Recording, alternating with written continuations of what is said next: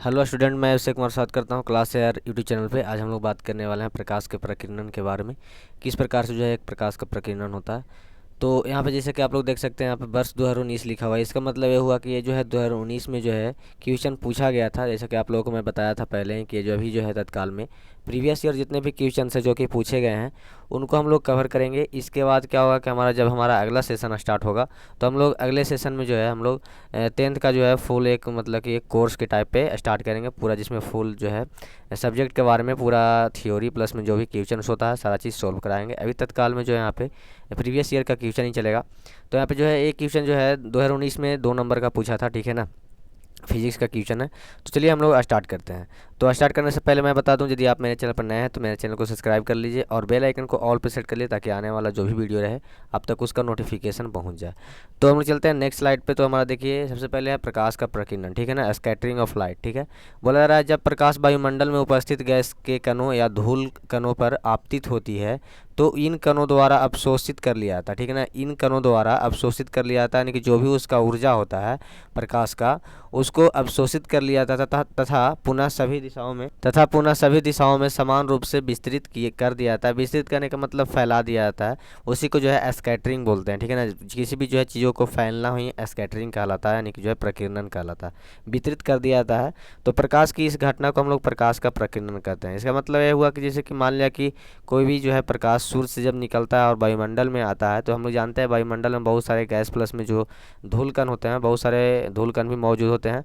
उस पर जब उसका लाइट पड़ता है तो क्या होता है कि जो भी हमारा सूर्य का किरण है वो थोड़ा सा जो है उस कण में अवशोषित होता है और जो भी बचता है वो जो है चारों बगल मतलब फैल जाता है, चारों ओर जो है यहाँ पे फैल जाता है। तो सिंपल यही जो है प्रकाश का प्रकीर्णन कहलाता है। जैसे कि फिगर में देखिए हमारा सन है, सूर्य है जिससे किरण निकला और यहाँ पे कुछ जो है जो भी मोलकूल है यहाँ पे जो मतलब कि आप बोल सकते हैं गैस है, नाइट्रोजन ऑक्सीजन वगैरह है, उन पर इसका जो है किरण पड़ा और किरण पड़ते ही हमारा जो है कुछ किरण जो है इसके अंदर अवशोषित हो गए और कुछ किरण जो देखिए यहाँ पे चारों ओर जो है यहाँ पे फैल चुके हैं। तो इसी को जो है हम लोग क्या बोलते हैं स्कैटरिंग ऑफ लाइट, यानी कि बोल सकते हैं प्रकाश को प्रकीर्णन। ठीक है, तो हम चलते हैं अगले स्लाइड पर। हमारा देखिए प्रकाश के प्रकीर्णन में देखिए ये तो हो गया हमारा जब हमारा गैस पे पड़ रहा था। तो अब मान लिया कोई भी जो है एटमॉस्फेयर में मतलब वायुमंडल में कोई पार्टिकल है जैसे कि धूल कण वगैरह, उस पर भी पड़ने पर हमारा जो है इस प्रकार से जो है लाइट स्कैटर होता है। ठीक है ना, इसके बाद जो हमारा देखिए पहला नंबर है प्रकाश के प्रकीर्णन के कारण कि प्रकाश का जो प्रकीर्णन है वो क्यों होता है। यहाँ पर लिखा गया है जब वायुमंडल में गति करता है, जब मतलब कि जब वायुमंडल में प्रकाश गति करता है जिसमें गैस इत्यादि कण पहले से ही उपस्थित होते हैं, एक कण माध्यम के कण की तरह कार्य करते हैं। ठीक है ना, यानी कि एक माध्यम के कण की तरह कार्य करते हैं और प्रकाश को अवशोषित कर लेते हैं और अवशोषण के बाद इस अवशोषित प्रकाश को सभी दिशाओं में विस्तृत कर देते हैं। यानी कि पहले वो अवशोषित करते हैं और जो भी अवशोषित करने के बाद जो भी उसका प्रकाश या ऊर्जा बचता है उसको चारों ओर जो है स्कैटर कर देते हैं, यानी कि फैला देते हैं। जैसे कि यहाँ पे इस फिगर में देखिए सूर्य का प्रकाश यहाँ पे आया और इस वायुमंडल इतना जो है हमारा वायुमंडल है पृथ्वी के ऊपर। ठीक है ना, तो इस वायुमंडल में आते ही जी क्या हुआ कि हमारा लाइट जो है चारों ओर जो है स्कैटर हो गया। ठीक है, इसके बाद यहाँ पर भी जस्ट इसी प्रकार से हो रहा है। जैसे कि मान लिया कि एक पार्टिकल है वायुमंडल में, एक पार्टिकल है, जब इसका लाइट रे यहाँ पे आया, ठीक है ना, इस पे जब पड़ा तो क्या हुआ कि चारों ओर जो है यहाँ पे चारों दिशाओं में जो है हमारा लाइट जो है फैल चुका है। तो इसी को जो है सिंपल स्कैटरिंग बोलते हैं और इसका कारण हो गया। इसके बाद हम लोग आगे चलते हैं यहाँ पे प्रकाश के प्रकीर्णन के विभिन्न घटनाएं। ठीक है ना, जैसे प्रकाश के प्रकीर्णन से होता क्या है कि बहुत सारे घटनाएं यहाँ पे जो है वायुमंडल में होते हैं। जैसे कि पहला घटना हमारा है आकाश का नीला दिखाई देना। ठीक है ना, तो हमें बोला जा रहा है आकाश में उपस्थित कण के आकार प्रकाश तरंग दैर्घ्य से छोटा होता है। ठीक है ना, यानी कि जो भी उपस्थित होते हैं आकाश में, जो भी वायुमंडल में हमारे कण जो उपस्थित होते हैं उनका आकार जो है तरंग दैर्घ्य से छोटा होता है तथा कम तरंग दैर्घ्य वाले प्रकाश का प्रकीर्णन सबसे अधिक होता है, जिससे उसका रंग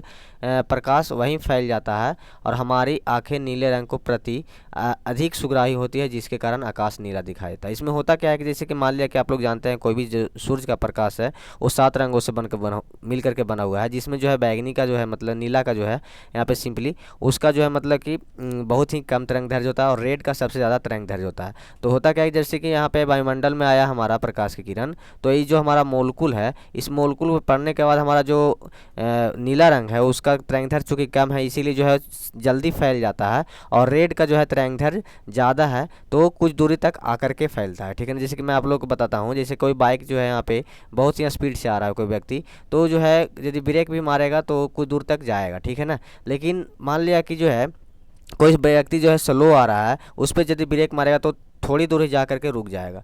तो यही यहाँ पे सिंपल यही होता है, जिसका तरंग ज़्यादा होता है वो आगे की ओर निकल जाता है, और जिसका तरंग कम होता है, जैसे कि नीला का तरंग कम होता है तो बाहरी वायुमंडल में ही फैल जाता है। इसी कारण जो है हमको आकाश जो है नीला दिखाई देता है, यानी कि वायुमंडल में नीला रंग का फैलाव के कारण जो है हमारा आकाश जो है वो नीला दिखाई देता है। हम लोग चलते हैं नेक्स्ट स्लाइड पे। हमारा नेक्स्ट स्लाइड है सूर्योदय व सूर्यास्त के समय सूर्य का लाल दिखाई देना, ठीक है ना। तो ये भी एक प्रकाश के प्रकीर्णन का कारण है, यानी कि उसी कारण जो है घटना होता है, ठीक है ना। तो बोला जा रहा है सूर्यास्त व सूर्यास्त के समय जब सूर्य क्षैतिज से नीचे होता है तो इससे आने वाली प्रकाश की किरणें वायुमंडल में अधिक दूरी तय करके परीक्षक तक पहुंचते हैं, जिसके कारण अधिकांश रंगों का प्रकीर्णन हो जाता है। किंतु लाल रंग की तरंगदैर्घ्य अधिक होने के कारण इस प्रकीर्णन का सबसे कम होता है व लाल रंग एक तक मतलब कि जो है 1 बजे तक पहुंचता रहता है, ठीक है। जैसे कि आप लोग बता दें यहाँ पे, ये हमारा जैसे कि सूर्य है, ये हमारा इतना अंदर जो है वायुमंडल है, तो इससे यहाँ पर जो है ज़्यादा दूरी है। तो ज़्यादा दूरी तय करने में क्या हुआ कि कुछ रंग जो है इस साइड ही जो है नीला रंग जो है हमारा स्कैटर हो गया ज़्यादातर, ठीक है।